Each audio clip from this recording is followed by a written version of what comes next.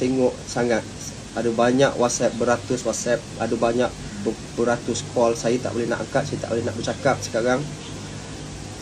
Jadi saya ucapkan jutaan terima kasih dan saya minta ampun dan maaf.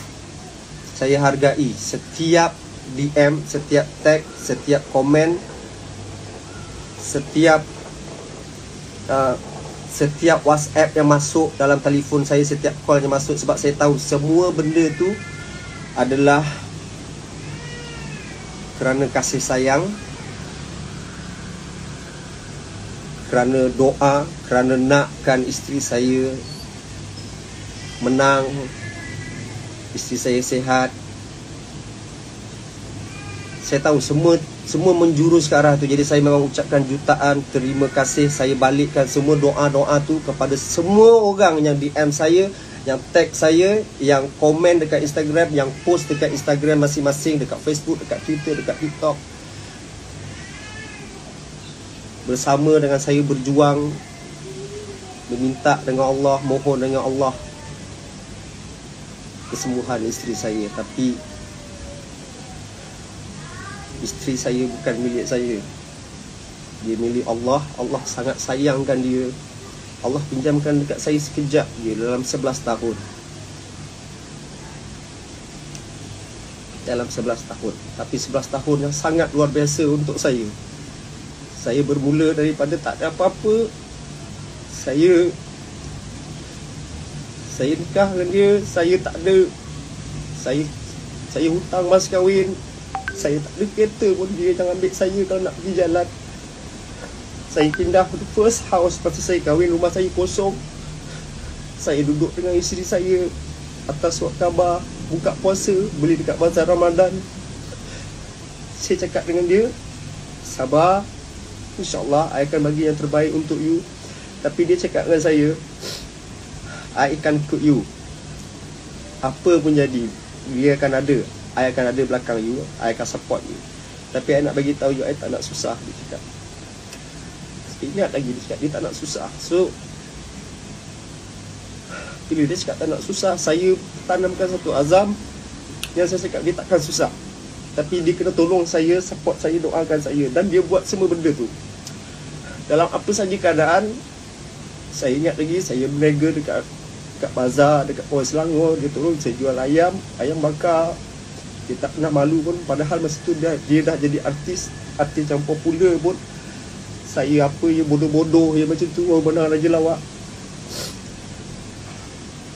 Kemudian daripada tahun pertama pergi ke tahun kedua, ke tahun ketiga, saya pindah rumah. Alhamdulillah rezeki saya makin baik. Saya dapat peluang syuting, saya dapat peluang show. Dan saya masih ingat lagi, saya menang Maharaja Lawak Mega, Maharaja Lawak 2011. Dialah orang yang duduk paling depan menjerit nama saya, meraihkan sang suami. Dahsyat. Padahal masa tu saya rasa saya ni jauh betul dengan dia.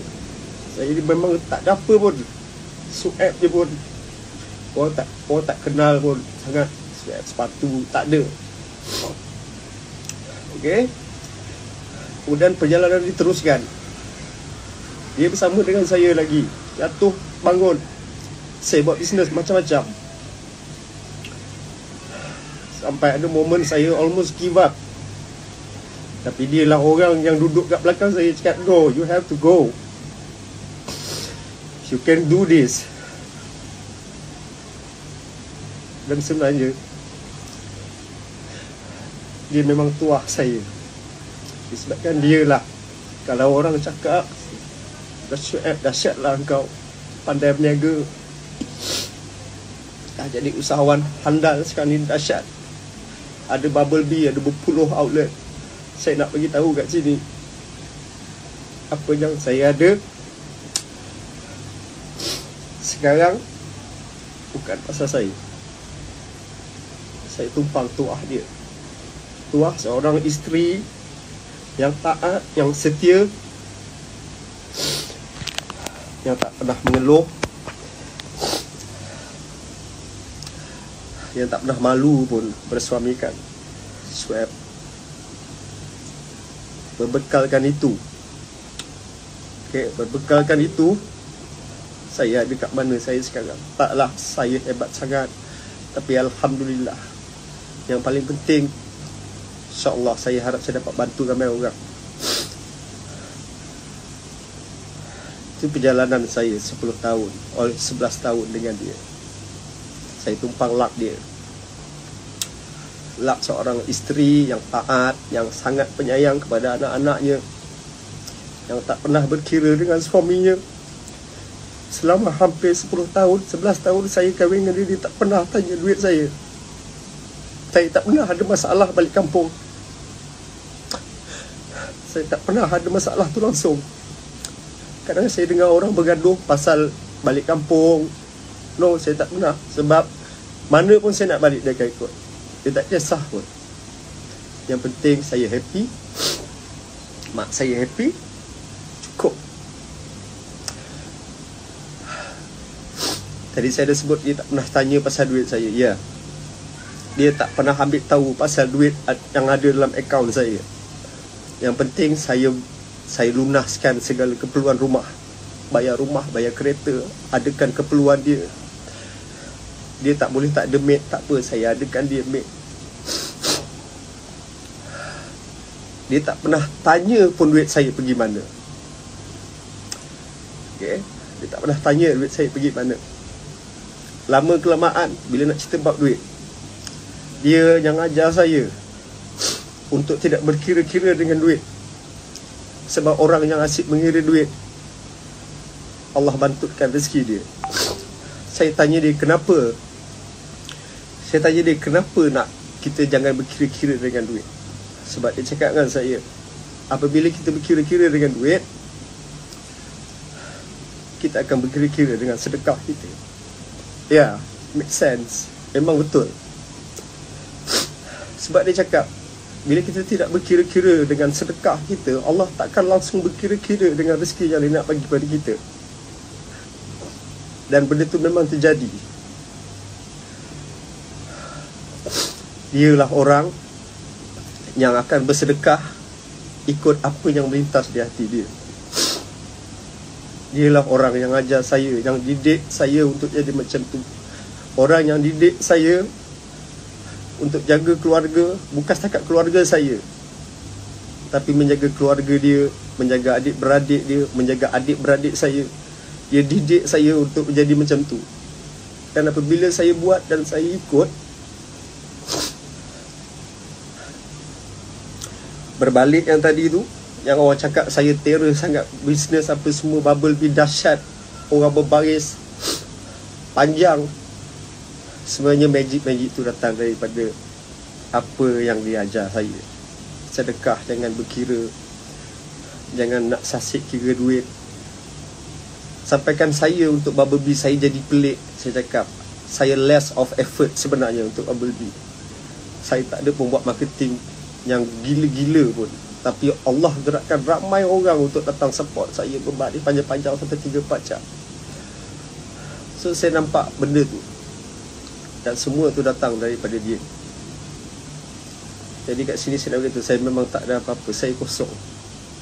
Saya tumpang lak dia, saya tumpang tuah dia, saya tumpang tip-tips yang dia bagi. Saya apply dalam diri saya apply dalam keluarga saya, dan saya apply dalam kehidupan saya. Dan ya,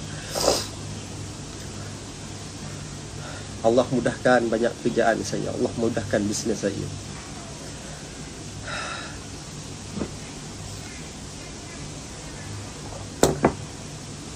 Hari ini saya sangat pelik. Bukan hari ini je, hari ini, semalam, kemarin. Okay, semenjak dia dimasukkan ke hospital, orang yang mendoakan dia, saya tak tahu daripada penusuk mana datang. Terus saya tertanya-tanya, saya cakap apa lagi yang dia buat yang saya tak tahu sampai macam ni Allah layan dia. Saya cemburu. Sebab saya selalu bercakap dengan dia, Bu, I kalau boleh nak mati syahid, kalau boleh I nak mati hari Jumaat. Dia cakap kenapa nak mati Jumaat? Sebab I nak mati husnul khatimah. I tak boleh tahan siksaan kubur.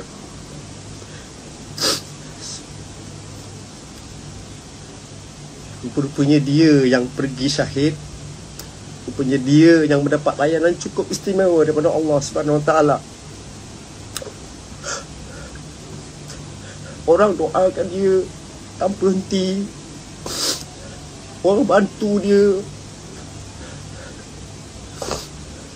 Orang hari ni orang buka kebaikan dia. Sampai kebaikan-kebaikan tu ada yang saya tak tahu pun dia buat dalam senyap. Rupanya selama ni duit yang saya bagi pada dia, dia habiskan untuk sedekah dia. Dan sebenarnya apa yang dia buat tu berbalik kepada saya, di mana Allah kurniakan saya rezeki yang melimpah ruah, rumah bahagia, rumah tangga bahagia, anak-anak yang baik. Itulah dia kuasa seorang isteri. Itulah dia. Itulah dahsyatnya isteri.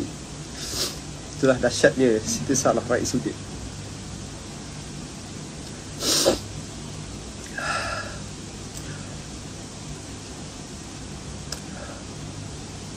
Hari ini pemergian dia sangat luar biasa.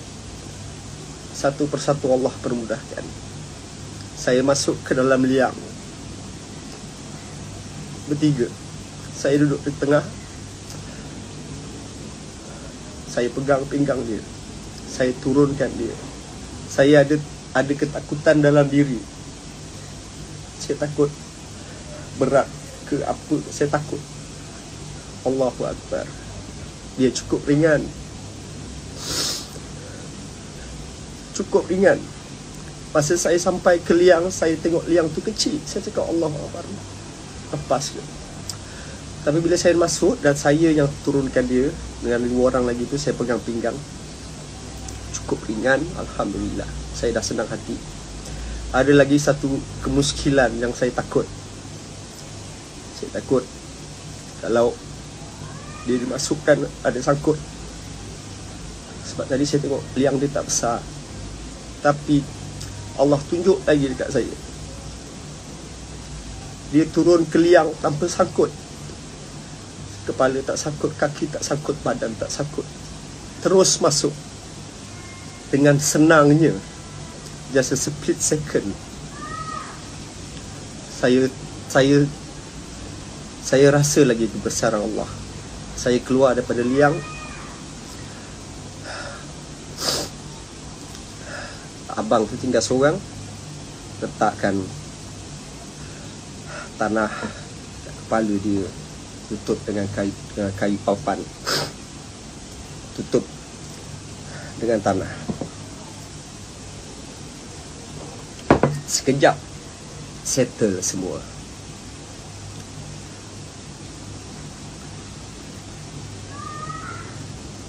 Selesai pemergian dia yang cukup luar biasa bagi saya. Orang ramai tunggu dia. Orang ramai walaupun sekarang ni tengah Covid, orang tunggu sampai ke abang polis terpaksa buat kerja bagi tahu pasal SOP. Tapi orang masih tunggu sampai habis. Dan tadi kawan saya bagi tahu dekat area sana hujan. Allahu Akbar, saya cakap Allah merahmati dia. Wallahu alam. Jadi pelajaran yang saya nak share, yang saya nak kongsi, yang berlaku real pada saya, kepada yang sedang menonton, yang tengah tengok live ni, yang bergelar isteri. Jadilah sebaik-baik isteri, taat kepada suami. Buat sehabis baik untuk suami. Buat sehabis baik untuk suami. Kerana kebahagiaan rumah tangga, ekonomi sesebuah rumah tangga bergantung juga kepada sang isteri. Kalau isterinya luar biasa hebat, jangan risau pasal rezeki keluarga. Jangan risau pasal keamanan rumah tangga. Allah turunkan keceriaan, kebahagiaan dalam rumah tangga. Jadilah seorang isteri yang mulia, yang baik. Barulah suami boleh menjadi suami yang baik, insya-Allah.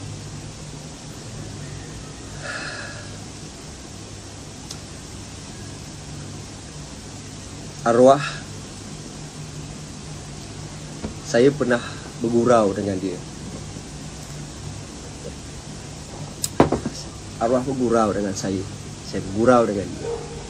Kita ada satu habit mendengar surah Al-Waqiah setiap pagi. Sebab itu antara tips untuk orang rezeki. Sebab kata Rasulullah SAW, siapa yang mendengar surah Al-Waqiah di waktu pagi dan malam, dihindari dari kepapaan. Kalau tengok balik surah Al-Waqiah, akan ada perkataan bidadari. Saya usik dia baru sangat dalam minggu lepas. Saya cakap, Bu, nampak tak surah Al-Waqiah? Dia terus bidadari. Dia ni sebenarnya sangat jealous. Kalau sebenarnya kalau saya bagi pick up line kat sepatu Reunion, dia okey. Tapi jangan bagi pick up line bukan untuk lakonan, dia akan sangat jealous. So dia adalah orang sangat jealous. So bila saya sebut tentang bidadari, dia terus masam. So saya cakap dia cakap bidadari itu bukannya I yang nak, Allah yang bagi. Sebab akan ada 3 golongan. Ini dalam surah Al-Waqiah. Akan ada 3 golongan, iaitu golongan kiri, golongan kanan dan juga golongan yang terdahulu. Golongan yang terdahulu dan golongan kanan ini dilayan istimewa. Dia akan duduk di atas pan-pan yang bertahtakan intan dan berlian. Dan dia akan diiringi dengan bidadari. So saya cakap dia, Bu, bukan I minta bidadari itu, Allah nak bagi. Kalau I masuk syurga akan ada banyak bidadari. So dia masam lagi. Saya cakap dia, Bu, yang I sebut tadi tu, bidadari itu, I tak nak Allah bagi kalau I masuk syurga. Tapi you kena tahu, bidadari itu adalah bidadari yang Allah bagi. Tapi di kalangan bidadari itu akan ada satu yang kita panggil ketua bidadari. Pasti dia cakap, wow, ada ketua bidadari ke? Saya cakap, iya. Dan ketua bidadari itu adalah you. Baru dia senyum. Saya cakap dengan dia, you tahu tak, bidadari yang Allah bagi dalam syurga kepada lelaki-lelaki yang masuk syurga, kalau tengok ayat surah Al-Waqiah, bidadari itu tak pernah diusir. Maksudnya dia dilahirkan, orang tak pernah sentuh dia, dan dia adalah dara. Okey. Tapi saya cakap, Bu, you tahu tak, bidadari dekat syurga, siapa bidadari paling cantik? Dia tanya, tak tahu. Dia cakap tak tahu siapa. Bidadari paling cantik dalam syurga adalah bidadari yang berasal daripada dunia. Dan bidadari yang berasal daripada dunia adalah isteri kita. Apabila kita redha dengan dia, kita ampunkan dia, kita bagi dia line clear lah, dia akan menjadi ketua bidadari kita di syurga nanti. Dan dia bidadari yang paling cantik di kalangan bidadari yang ada. Dia akan duduk paling depan, dan bidadari yang Allah bagi itu akan duduk di belakangnya. So saya cakap, Bu, you ketua bidadari yang paling cantik daripada bidadari lain, dan you adalah ketua bidadari yang pandai nyanyi. Kalah semua bidadari. Dia senyum lebar. Tapi saya tak sangka saya dah tak boleh tengok senyuman dia lagi.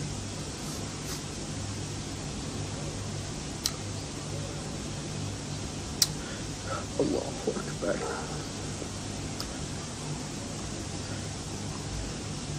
Saya bukan meratapi pemergian dia, sebab saya redha.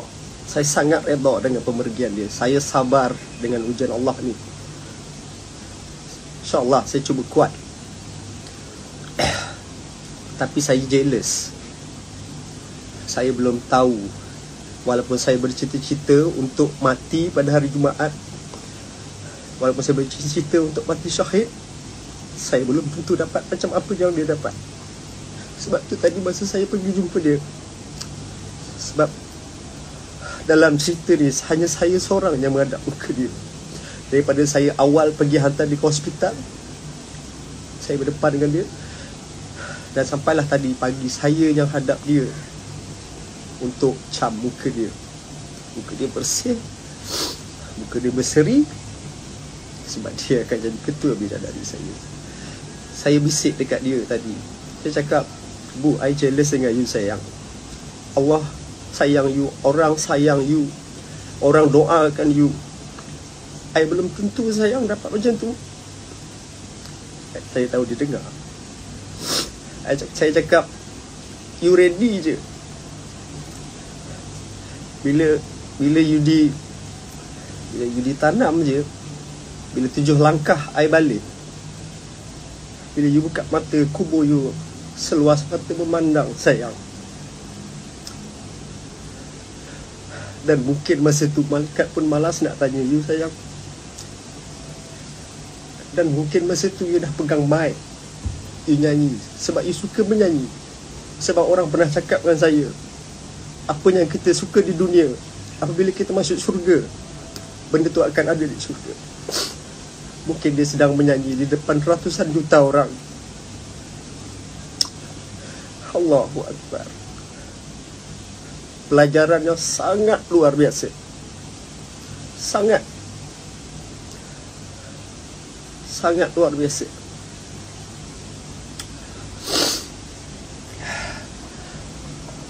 Allah Akbar.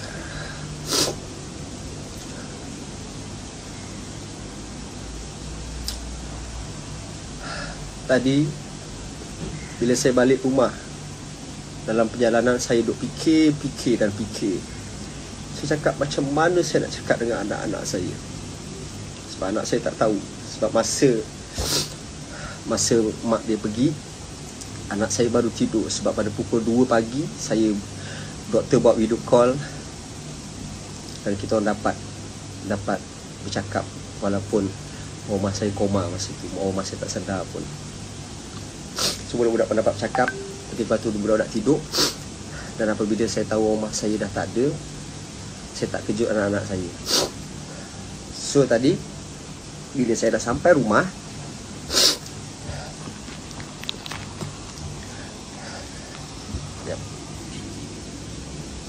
bila saya sampai rumah, saya cekalkan hati saya untuk tak nak cakap dulu.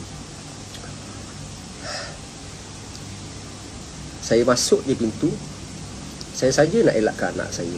Saya terus naik tangga, tapi tak sempat. Anak saya, Talita yang nombor 2, terus tanya saya, "Daddy, dah dapat ke gambar Ayash?" Macam kena sentap jantung saya. Saya cakap, "Belum. Daddy nak kena mandi dulu pasal Daddy daripada luar." So saya mandi. Saya mandi lama sangat hari ni. Sebab saya ada satu habit. Isteri saya takkan mandi selagi saya tak mandikan dia. So bila saya tengok bilik air, saya jadi macam Allahu Akbar. Saya bercakap sendiri. Saya cakap, "Bu, you dah tak ada dah pakai bilik air ni kan." So saya mandi lama. Saya mandi sangat lama. Sebab saya fikir sekali macam mana saya nak cakap dengan anak saya. Saya cekalkan hati, saya ambil air semayang. Saya turun bawah, saya makan. Dengan melihat anak-anak saya yang tak tahu lagi ibunya dah tak ada. Lepas saya makan, azan. Saya naik atas ambil semayang. Saya naik atas ambil semayang. Saya tengah ambil semayang, mak mertua saya telefon. Dia cakap, kau kena turun. Kau kena cakap dengan anak-anak kau. Sebab diorang dah tengok YouTube, dah keluar gambar ibu dia, dah keluar gambar kau dekat kubur. Saya cakap, Allah Akbar, ini dugaan paling berat yang saya nak kena buat ni. Saya cekalkan hati dengan berbekalkan air semayang. Saya turun, saya panggil anak-anak saya. Saya panggil dan saya terangkan. Saya panggil dengan depan saya tu dekat ruang tamu. TV terbuka, tajuk dia Siti Sarah sudah tiada, macam gitulah. So anak saya yang nombor 1, Yuwais, yang muka macam ibu dia tu tanya, "Daddy, betul ke ni? Ibu dah tak ada. So saya cakap, mai sini dia nak cakap sesuatu. Saya panggil tiga tu, saya cakap depan orang. Saya cakap yang selama ni, yang berhari-hari selepas solat fardu, dia cakap apa? Jom kita buat solat hajat. Kenapa kita tak buat solat hajat? Sebab kita kena doakan ibu balik. Kenapa ibu kena balik? Sebab ibu tak sihat, ibu kat hospital.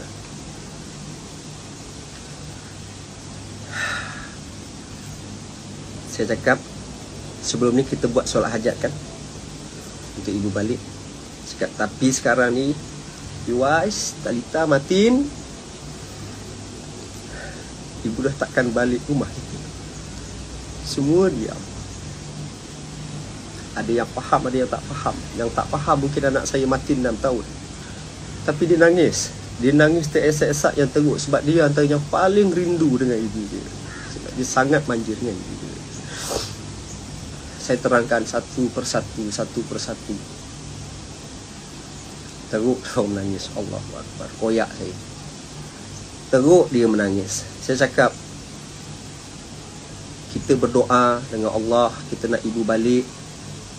Tapi ibu bukan milik Daddy. Ibu bukan milik Iwais, Talita, Matin. Bukan milik Ayash. Ibu milik Allah. Jadi Allah tak nak pulangkan dekat kita. Allah nak juga dia. Sebab Allah terlalu sayang dia. Sebab dia, mungkin sebab dia terlalu baik. Jadi Allah nak ambil dia. Dan kita takkan jumpa dia lagi. Anak saya nangis lagi. Dan nangis. Matin dan Mak paling teruk menangis. Esak-esak.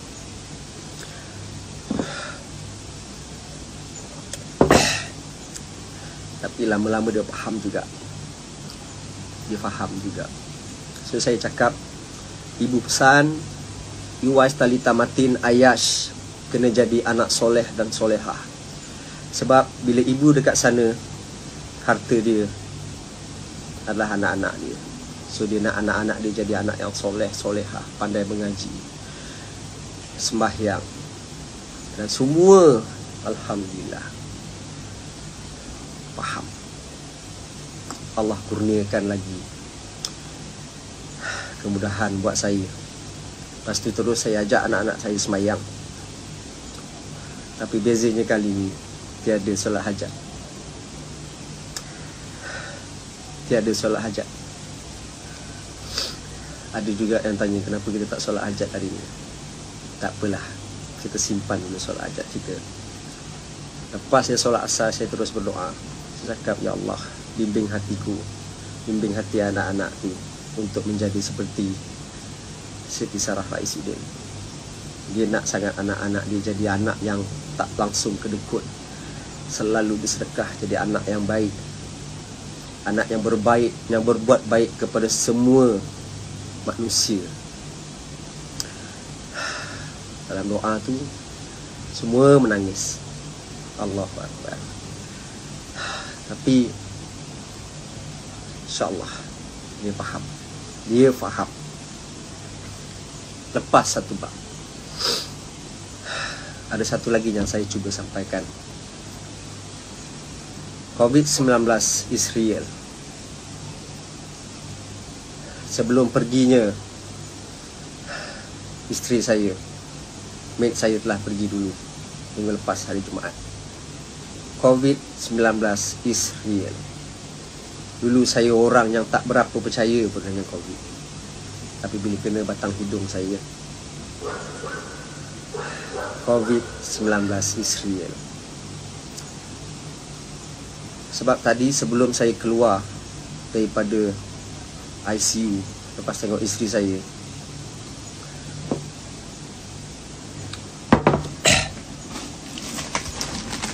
ada satu nurse panggil saya.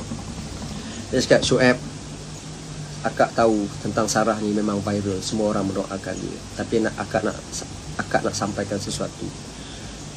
Semoga ada kebaikan bila perkara ni berlaku. Dia cakap, akak nak adik selalu sampaikan yang saya banyak kali dengar cerita vaksin. Saya dah divaksin sekali. Saya banyak kali dengar pasal vaksin. Tapi bila akak tu cakap dengan saya, ini akak tu cakap kita kena sedarkan rakyat Malaysia tentang vaksin. Sekurang-kurangnya dengan vaksin mungkin dapat membantu kita. Saya tersentak sebab saya tahu isteri saya belum divaksin.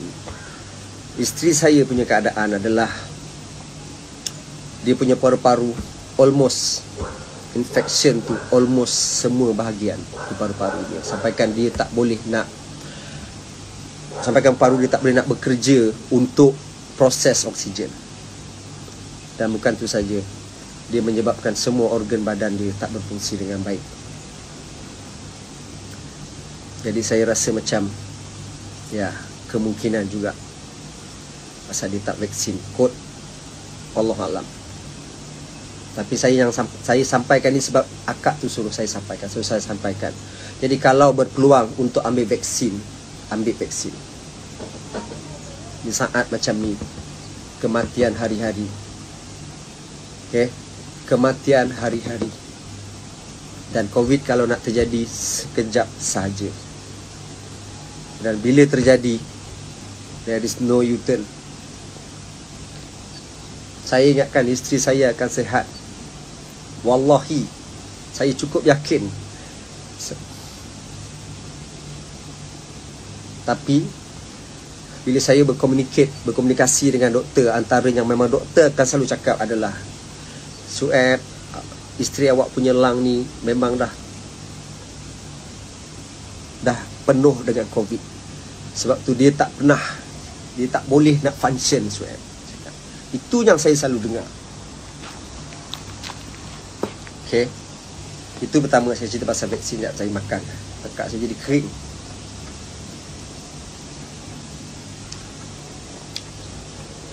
Lagi satu saya nak pesan, jaga kesihatan. Saat macam ni, kita semua kena jaga kesihatan. Kena makan vitamin, immune system, vitamin C, D, E. Kalau sampai ada Z, makan semua. Please, jangan sayang duit. Jangan sayang duit. Sebab saya ingat lagi di saat ketika saya dalam ambulans, bila saya nak bawa isteri saya ke hospital, saya nak bawa dia ke private hospital, tapi penuh. Dan masa tu rumah saya dah teruk sangat. Masa tu saya terfikir, duit yang ada, duit banyak mana pun ada, tak boleh kembalikan isteri saya. Takkan boleh sihatkan isteri saya. Yes, itulah yang jadi. So jangan sayang duit. Kalau ada duit lebih sikit sekali, tak kisahlah. Kalau kata ada duit lebih, beli vitamin yang bagus. Kalau kata kurang duit, carilah, makanlah apa-apa tumbuh-tumbuhan yang boleh kuatkan imun kita. Please dengar cakap saya.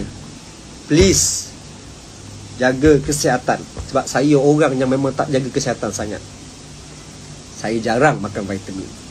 Tapi sekarang saya dah makan vitamin saya dekat berpuluh biji. Itu satu. Please jaga kesihatan, makan vitamin. And then bila orang cakap jangan keluar rumah, jaga kesihatan, jangan rasa macam terror sangat. Yes, jangan buat. Ya, orang cakap benda nak jadi, Sueb. Tapi terpulang. Sebab kalau dah kena, there is no U-turn. Korang takkan sanggup untuk lalu. Kalau kata ada isteri, kau takkan sanggup nak lalu macam ni. Ya sayang, Matin, kam. Kita tak boleh makan anggur. Boleh, you nak makan anggur, Mas. You Matin. Hello. Hello. Semua orang. Okay. Tak boleh makan anggur. Nah, you makan buah cherry. It's good. Cherry, mungkin vitamin C. Dah rosak. Alah, elok lah you makan lah.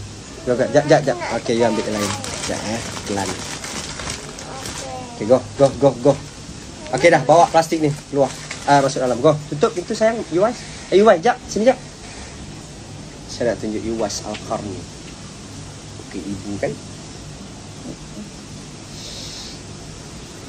Sedih tau. Tutup pintu.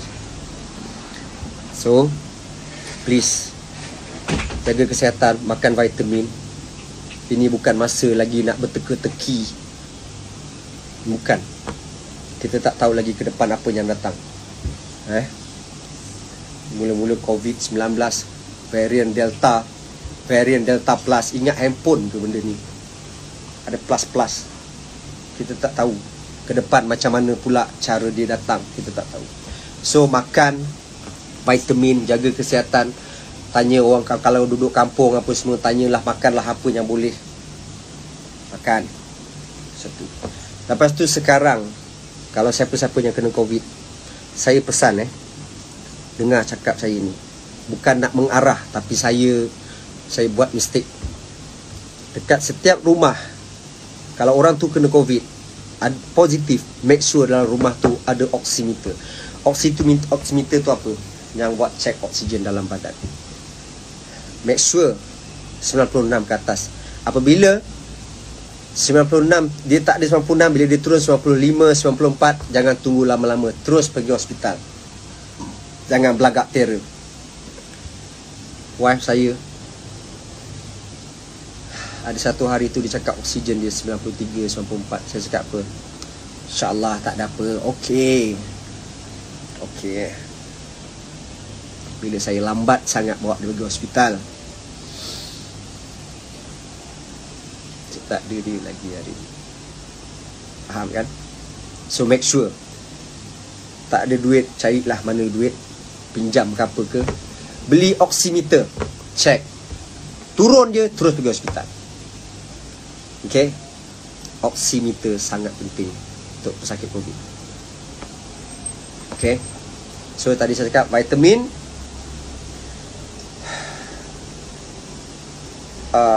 jangan keluar, pakai mask, jaga SOP, dan kena ada oximeter tu.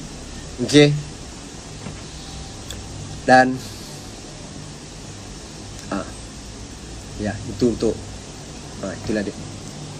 Please, COVID is real. Memang real. Dulu saya pernah bergaduh dengan isteri saya sebab saya keluar, saya jumpa kawan saya atas urusan kerja. Bila saya balik, wife saya marah saya. Sampai kami bergaduh. Saya cakap, I tahulah kawan I sehat. Dia cakap, I takut saya kena COVID. Tapi Allah nak jadikan jalan cerita tu bukanlah saya keluar dan saya bawa balik COVID. Allah nak jadikan jalan cerita je. Memang Allah nak jadikan jalan cerita hari ni je. Mate saya turun bawah, buang sampah, salam dengan kawan dia, dan dia kena COVID. Terus habis satu family. Sekarang ni mertua saya masih lagi kuarantin. Dalam family saya seorang je yang negatif. Macam mana? Seorang dah pergi hospital, alhamdulillah. Tapi alhamdulillah dia okey. So terpulang, nak percaya ataupun tidak, tapi itu yang saya dah hadap, dah terjadi. Saya yakin dan pasti tak ada orang yang tak sayang bini, tak ada bini yang tak sayang suami, tak ada orang tak sayang ahli keluarga dia. So make sure benda ni tak jadi dengan keluarga korang. Okay. Selain daripada tu, doa. Of course lah doa. Doa semoga Allah lindung kita, semoga Allah berkati family kita. Okay. Sebab itu senjata paling dahsyat. So itulah sahaja sebenarnya yang saya nak sampaikan hari ini. Okay.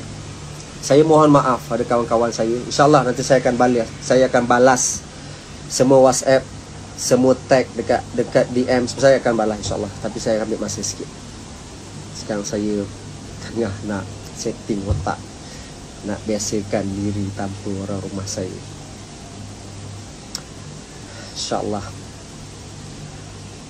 Sekali lagi saya ucapkan jutaan terima kasih kepada semua yang mendoakan isteri saya. Saya terhutang budi. Sebab it's not easy untuk adakan masa duduk 3-4 jam, buat solat hajat, baca yasin, buat sedekah, posting. Bukan satu benda yang boleh dipaksa-paksa.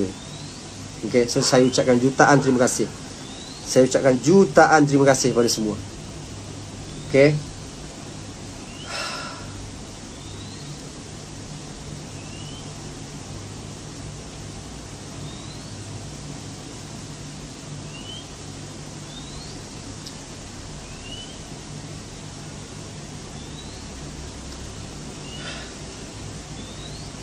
kenapa 10 tahun saja. Tapi saya redha. Allah sayang dia, sebab dia terlalu baik. Tapi jangan pula kita takut jadi baik, sebab orang ramai cakap jadi baik umur pendek. Just jadi baik. Kita kena ingat, kita percaya kepada perkara gaib. Apa perkara gaib? Akhirat. Kita duduk dalam dunia 60 tahun, 70 tahun, 80 tahun. Kalau 80 tahun kita dah rasa macam bodoh sangat lah. 80 tahun dengan tak larat, dengan silap dah nyanyuk. 80 tahun. Tapi kita akan kekal di akhirat selama-lamanya. Itulah rumah abadi kita. Jadi jangan duk heran sangat yang 20 tahun, 30 tahun, 40 tahun, 50 tahun, 60 tahun, 70. Jangan heran sangat. Sebab saya pernah ternampak ada satu video daripada Ustaz Abdul Somad. Dia cakap apa? Dia duduk dekat tepi laut. Dia duduk tepi laut atas batu. Orang pernah tanya saya, Pak Ustaz, akhirat itu bagaimana? Dunia itu bagaimana? Tahu apa dia buat? Dia duduk atas batu kan? Ada laut besar sebelah kanan dia. Dia ambil jari dia, dia celup dekat dalam air, dia angkat. Ada satu air menitis. Soalan tadi dia cakap, Pak Ustaz, akhirat itu bagaimana? Dunia itu bagaimana? Jawapannya, yang menitis tadi itu dunia. Akhirat yang mana Ustaz? Akhirat sebesar lautan. Jadi jangan kita rasa rugi kalau kita tak dapat dunia. Kerana yang kita rugikan tu hanyalah setitis. Tapi kita patut rasa rugi kalau kita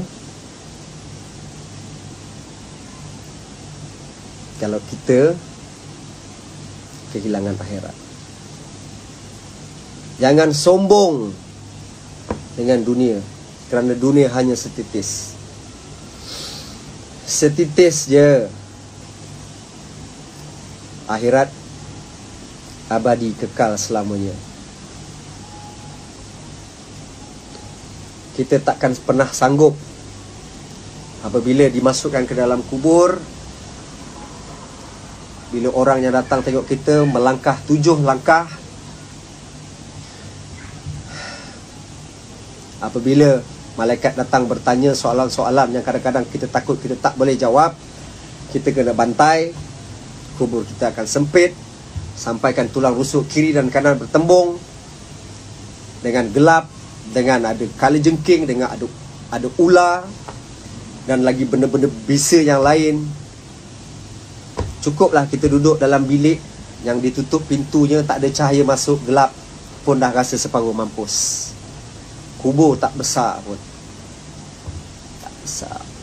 Tapi kalau cukup amalan kita, kubur kita akan seluas mata memandang. Mata kita ni Allah bagi, tak ada tandingan dia. Kalau orang cakap Gunung Everest tu besar, Gunung Everest besar, gunung paling tinggi dalam dunia, besar gila. Kalau kita duduk bawah ni, kita tengok macam apa, mampus besar. Tapi kalau kita duduk daripada jauh, Gunung Everest boleh masuk dalam mata kita, asyakkan mata kita. Allah punya kuasa. Nafas kita kena selalu bersyukur. Okay? Kena selalu bersyukur. Kena bersyukur dengan rahmat Allah. Jangan sombong. Subuh tak nak, Zuhur tak nak, Asar tak nak. Saya bercakap sebab saya tengah ingat diri saya. Sebab saya juga jahil. Kalau nak cerita benda jahat apa saya tak pernah buat. Tapi sampai bila, yang saya cakap tadi lah, paling lama pun dalam dunia kita nak pergi 70 tahun, kita rasa bodoh sangat dah. 70 tahun dah nak berjalan tak larat. 80 tahun lagi lah, lagi 90 tahun dengan nyanyuk, dah berak, bersepah-sepah. Jadi kita nak duduk tu kekal. Okey, perkongsian untuk mengingatkan diri saya. Kita dah di hujung-hujung. Semua kebahagiaan yang kita pernah ada dulu semua dah hilang sekelip mata.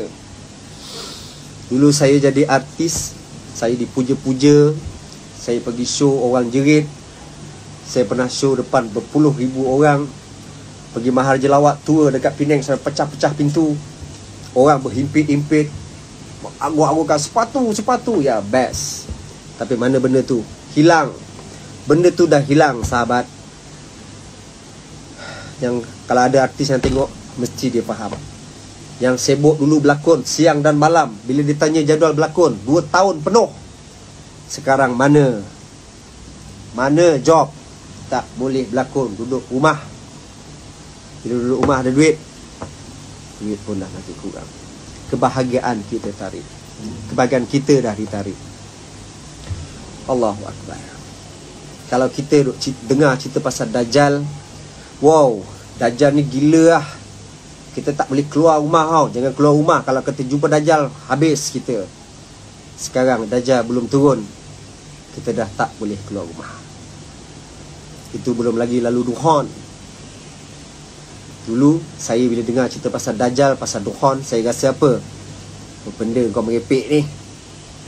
Jadi sekarang Allah tunjuk satu-satu. Dah boleh kita bersukaria sekarang.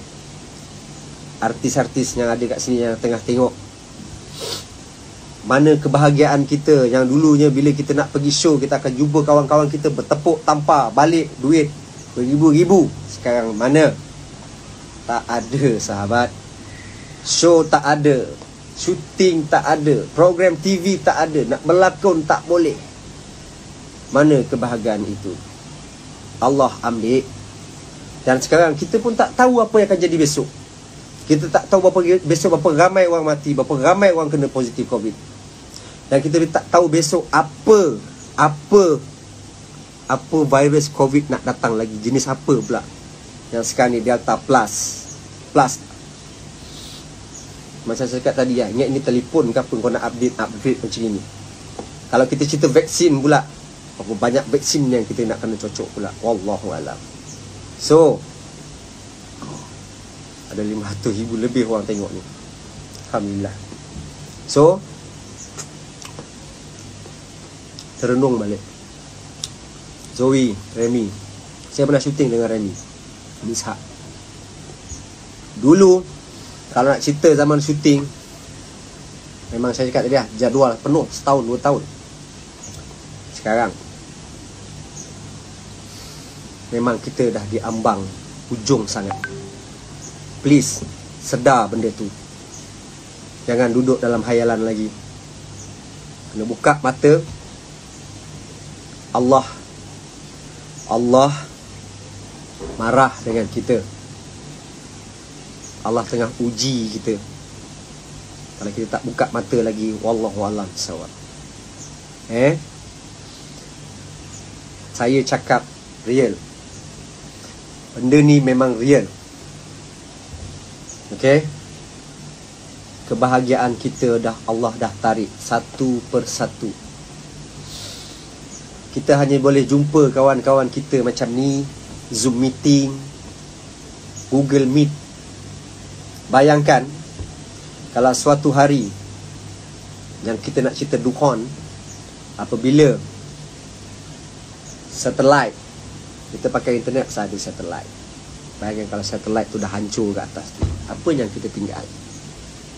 Nak keluar rumah takut, telefon tak boleh pakai, nak beli barang makan, nak pergi pasar takut. Jadi kita nak makan apa? Sopa, slipper. Fikir kan, benda ni memang real. Thank you bos Nizam Sani. Benda ni memang real. Saya memang nak share. Benda ni memang real. Tolonglah rasai dan fahamkan, dan buatlah perubahan 360. Okey? Fikirkan. Zaidi, Abang Zaidi. Ya. So InsyaAllah, kalau orang ramai cakap dengan saya, kuatkan semangat, InsyaAllah Saya memang janji dengan diri saya cakap, saya kena kuat semangat. Sebab saya ketua keluarga. Dalam family Pak Isudin dan juga family saya sendiri, diorang kategorikan saya provider. Saya kena kuat. Kalau saya lembik, semuanya lembik. Jangan risau, insyaAllah saya kuat. Saya redha dengan pemberian isteri saya. Saya bersangka baik dengan Allah. Allah tunjukkan saya dah macam-macam keajaiban. Dan Allah juga dengan kejadian Siti Sarah, dengan kejadian arwah Siti Sarah ni, Allah buka ramai mata orang. Allah sampaikan pesanan kasih sayang. Tak semena-mena kita jadi bersatu padu hanya kerana nak mendoakan Sarah menang. Tapi akhirnya Allah yang menang. Sebab yelah, kita masuk bertanding, barang tu bukan barang kita pun, barang dia. Kita just meraih simpati dia kalau kita boleh ambil barang tu kan. Dia nak ambil, Allahu Akbar. Ini aku cakap macam ni Kang malam koyak ni. Aku insyaAllah pelan-pelan pelan-pelan insyaAllah isteri saya sedang berlari di syurga mungkin. Amin. Okay, saya end live ni dah dekat pukul 7. Yang duduk rumah, sang suami, bila kita jadi suami, kita adalah ketua.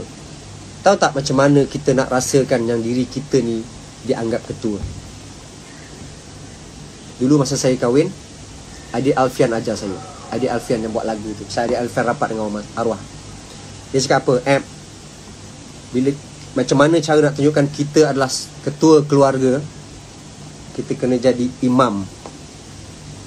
Kita kena solat Jumaat. Baru isteri kita rasa kita ketua, sebab kita duduk depan. Mana ada imam perempuan, kita yang duduk depan.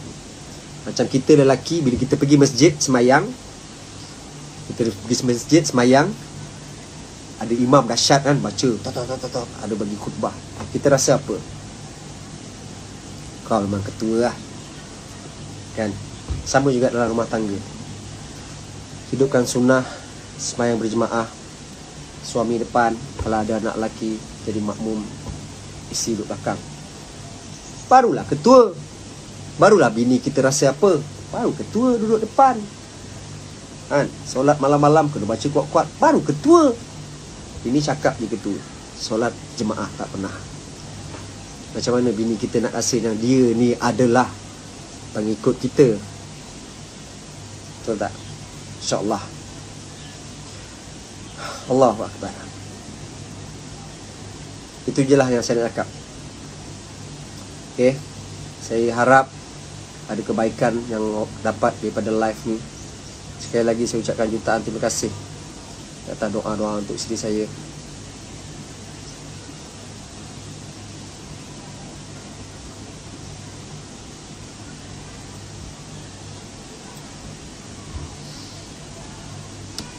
Terima kasih banyak. Ya. Terima kasih banyak-banyak. Allah sayang kita. Allah sangat sayangkan kita. Kita jangan jadi manusia sombong. Jangan jadi manusia sombong. Jangan jadi manusia sombong. Mama, thank you. Naim Daniel. Naim, sekejap lagi abang call ada something nak cerita dengan Naim. Thank you Dania. Sid, Dana Nasir, thank you. Azamna macam ni. Yana Samsudin, thank you. Arin, thank you. Naga 9, thank you. Adik okay.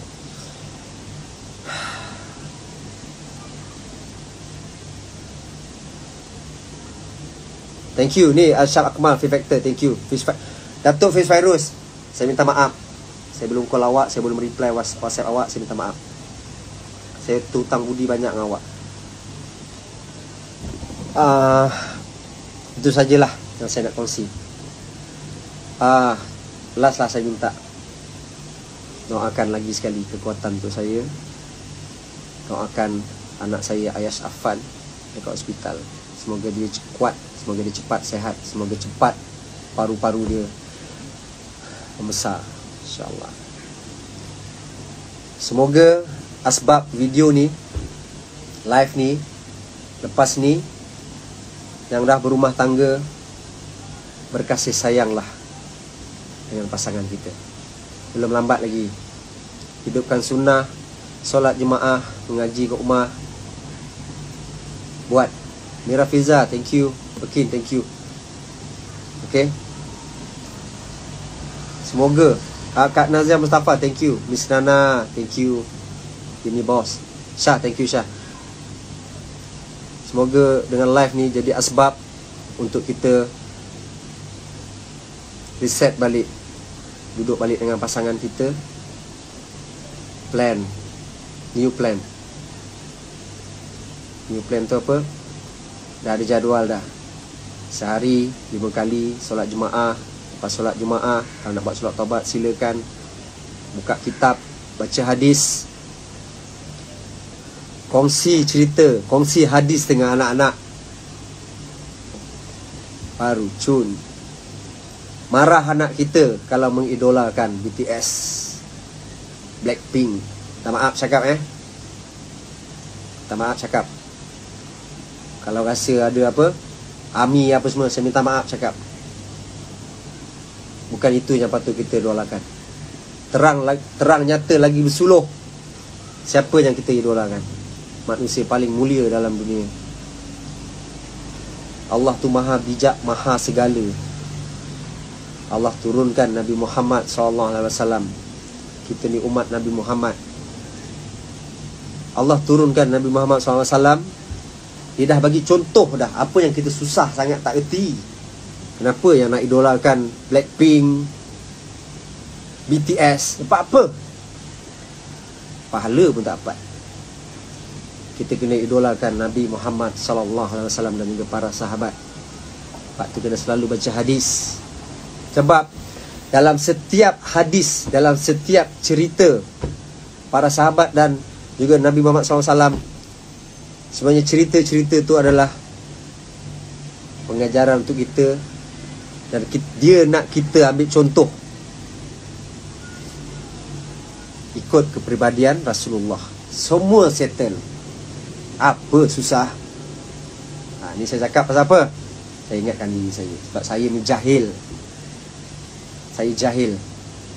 Saya banyak buat dosa.